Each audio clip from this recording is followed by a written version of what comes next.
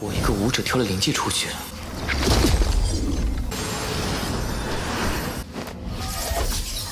你手里的剑技给我，难道内门弟子？老子拳头就是礼。陈天，铁拳和青衣呢？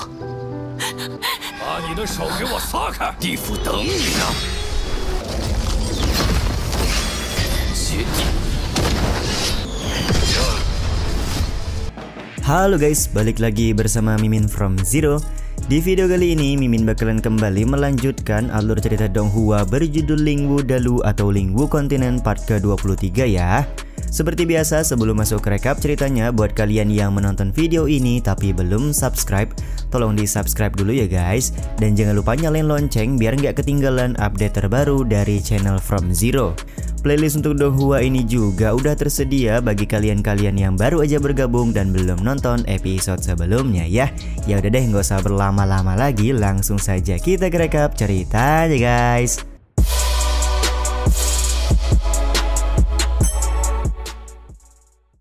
Di akhir episode yang lalu, King Chen sudah sampai di Klan Langit dan langsung mendatangi Pavilion Tiandi untuk meminjam buku keterampilan. Penatua Zuo sebagai penjaga pavilion cukup kaget dengan perkembangan dari Chen selama beberapa bulan ini. Dia pun langsung mengizinkan Bang MC untuk naik ke lantai 2 Pavilion Tiandi guna meminjam buku yang lebih bagus. Episode kali ini pun diawali dengan Chen yang sudah naik ke lantai 2 Pavilion Tiandi dan terpesona dengan banyaknya buku keterampilan yang bagus di lantai kedua. Tidak heran jika Klan Langit merupakan pemimpin dari 5 sekte terkuat di masa lalu, ucap Chen memuji keberagaman buku di Pavilion Tiandi. Tanpa ragu di sini Bang MC langsung mengambil 2 buku keterampilan di tempat pertama. Ketika dia hendak mengambil buku yang lain, ada satu orang murid yang menghina dengan berkata kalau Chen merupakan murid luar, tapi kok berani-beraninya meminjam buku spiritual di lantai kedua Pavilion Tiandi. Akan tetapi Bang MC tidak menghiraukan ocehan murid tersebut dan lebih memilih fokus untuk mengambil buku keterampilan. Dia juga sadar harus segera menghafal buku keterampilan yang ingin dipinjam karena jika buku ini dibawa keluar maka akan menimbulkan sebuah masalah.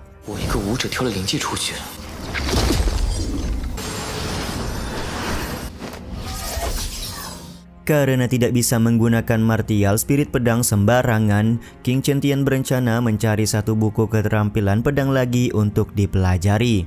Dengan menggunakan penglihatannya, Bang MC melihat ada sebuah buku yang terbilang cukup bagus. Meskipun metode latihannya sangat sulit, tapi Chen yakin bisa mempelajari semua isi buku tersebut dengan kemampuannya sendiri. Ketika Chen sudah mengambil buku keterampilan tersebut, tiba-tiba saja datang seseorang bernama Senlin. Senlin yang merupakan seorang murid gerbang dalam meminta Chen untuk menyerahkan buku keterampilan yang baru saja dia ambil. Dengan kemampuan Chen sekarang, Senlin cukup yakin dia tidak akan bisa mempelajari isi buku keterampilan tersebut. Mohon maaf, buku ini sudah aku ambil, jadi aku tidak akan menyerahkannya kepadamu, ucap Chen kepada Senlin.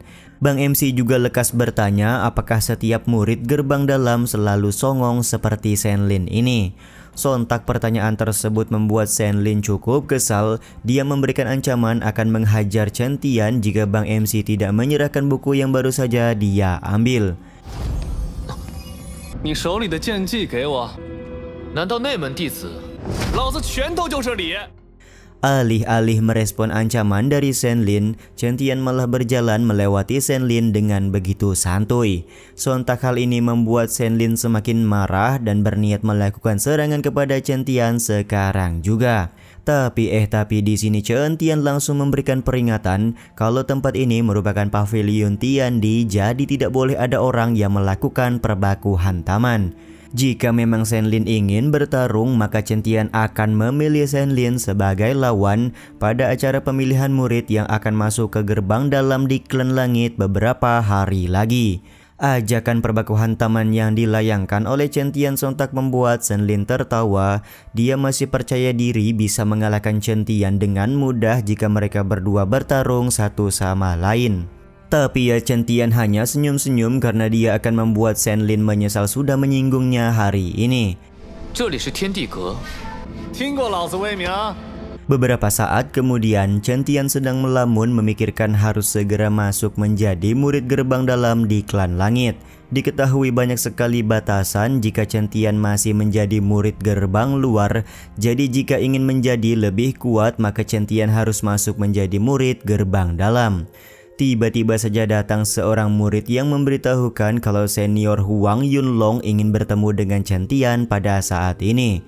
Akan tetapi Bang MC menolak untuk bertemu dengan Huang Yunlong karena dia sama sekali tidak mengenalnya.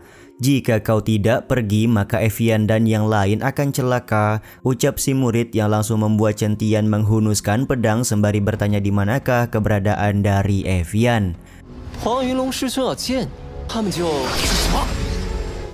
Beberapa saat kemudian, Chen Tian mendatangi rumah binatang spiritual tempat di mana Huang Yunlong ingin bertemu dengannya. Tanpa ampun Chen Tian juga langsung menghajar salah satu murid yang menjadi bawahan dari Huang Yunlong. Melihat rekannya dihajar oleh Chen Tian, seorang murid bertopeng segera berlari untuk memanggil Huang Yunlong keluar dari dalam ruangan. Tak lama kemudian, Evian datang dan langsung memberikan pelukan kepada Bang MC kita. Dia juga tampak senang karena pada akhirnya Chen Tian kembali datang ke klan langit. Terlihat Evian juga menangis sembari melepaskan pelukan Chen Tian karena dia tidak ingin Chen Tian terluka jika bertemu dengan Huang Yunlong pada hari ini. Sontak hal ini pun membuat Chen Tian bingung dan mempertanyakan di manakah keberadaan dari Ti Xiong dan juga Cheng Yi. 陈天， 铁拳和青衣呢？ 把你的手给我撒开！ Belum sempat Evian menjelaskan kepada Bang MC kita, tiba-tiba saja datang seseorang murid bernama Huang Yunlong ke hadapan Chen Tian. Terlihat Huang Yunlong cukup kesal karena Chen Tian sudah memukul anak buahnya dan berani-berani memberikan pelukan kepada Evian. Ada satu anak buah dari Huang Yunlong juga mengadu domba dengan berkata kalau Chen Tian mengatakan Huang Yunlong adalah seorang pengecut. Kedatangan Huang Yunlong membuat Chen Tian langsung menanyakan di manakah keberadaan dari Ti Xiong dan juga Cheng Yi. Tapi di sini Huang Yunlong langsung menghunuskan pedang sembari berkata kalau mereka berdua sedang menunggu Chen Tian di neraka. Karena Huang Yunlong berinisiatif melakukan serangan, maka Chen Tian pun langsung mengeluarkan pedang dan menggunakan teknik 13 gaya pedang bagian pertama untuk menghajar Huang Yunlong. 地府等你呢！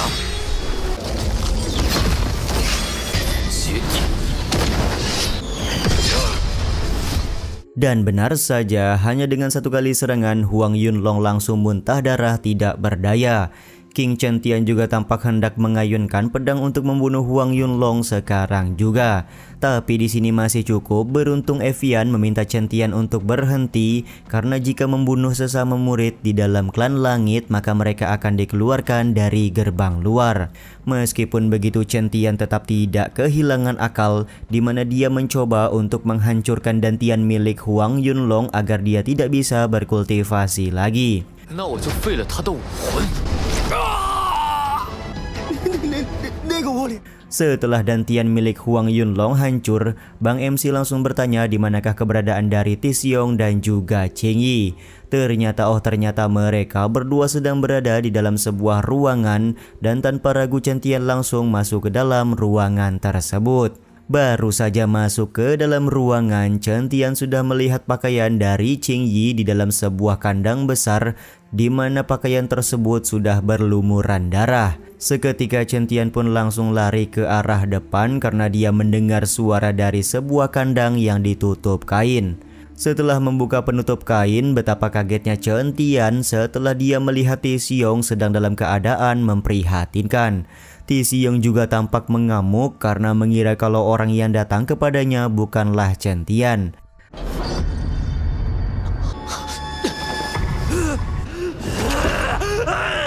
Terlihat Chen Tian berusaha berteriak kepada Ti Xiong kalau dirinya merupakan Chen Tian. Barulah setelah itu Ti Xiong sedikit tenang dan membuka matanya untuk melihat langsung apakah benar orang di hadapannya Chen Tian atau bukan. Tapi setelah beberapa saat, Ti Xiong langsung pingsan karena luka yang dia dapatkan di sekujur tubuhnya terlampau sangat parah. Pingsannya Taeseong ini juga sekaligus menutup episode kali ini ya guys. Ya udah deh, sampai di sini dulu aja video kali ini. Mohon maaf jika masih banyak kekurangan dan kesalahan dalam penyampaian kata-kata ya. Terima kasih untuk kalian yang udah pada nonton dan jangan lupa subscribe serta nyalain loncengnya ya guys.